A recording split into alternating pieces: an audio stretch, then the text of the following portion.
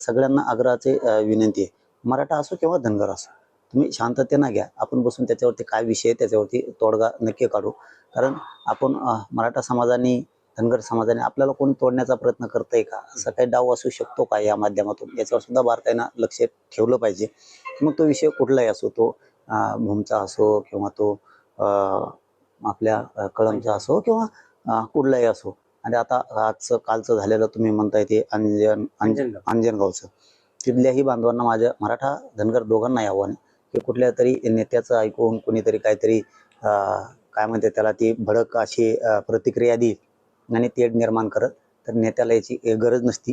ते हमेशाच इकडं तिकडं पळत असते, बोंबलतच, त्याला ती सवयच असते नासक्यापणाची. इकडं जाय, तिकडं उलशी खाय, इकडं उलशी खाय, त्याला ती सवय असते. धनगर बांधवांनी, मराठा बांधवांनी समजून घ्या आणि शांतता ठेवा दोघांनीही. आपण त्याच्यात काय विषय ते बसून शांततेत त्याचा तोडगा नक्की काढू. मी आज संध्याकाळी त्याची पूर्ण माहिती घेतोय, विषय काय, शांततेत तोडगा निघल. धनगर बांधवांनी विश्वास ठेवा आणि मराठ्यांनी विश्वास ठेवा. फक्त शांततेत घ्या. वाद होईल अशा ठिकाणी किमान आपण शांततेने घेतलं पाहिजे. आपण त्या गावासाठी दौरा वगैरे करणार असं काही ठरलंय का? नाही, तसं ठरलं नाहीये, परंतु मी आज संध्याकाळी पूर्ण माहिती घेतो त्याची, की काय काय घडलंय काय.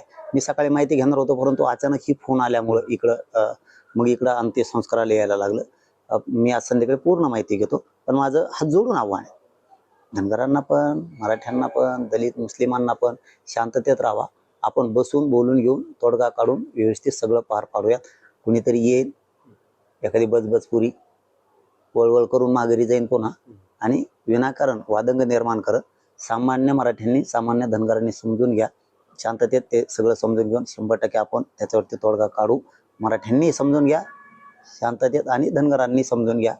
याच्या आडून कोणाचे काही डाव आहेत का काय, ते मात्र यशस्वी कोणी होऊ देऊ नका. आणि असण्याची दाट शक्यता, या पुतळ्याच्या माध्यमातून तेढ निर्माण करायचा असाही दाट शक्यता असती. याच्यावरती विचार करा आणि शांत राहावा. आपण याच्यावर तोडगा नक्की काढू.